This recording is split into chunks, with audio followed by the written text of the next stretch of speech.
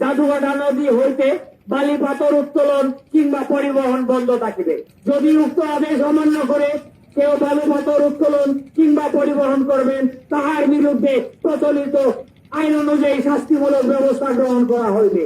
একটি জরুরি ঘোষণা, নৌযান মালিক এবং শুকানি ভাইদের অবগতির জন্য জানানো যাচ্ছে যে হাওরের একমাত্র পুনঃফসল কর্তন এবং শ্রমিক সংকট মোকাবেলার স্বার্থে আগামী 20/4/2026 খ্রিস্টাব্দ তারিখ হইতে 30/4/2026 খ্রিস্টাব্দ পর্যন্ত জাদুঘাটা নদী হইতে বালি পাথর উত্তোলন কিংবা পরিবহন বন্ধ থাকিবে।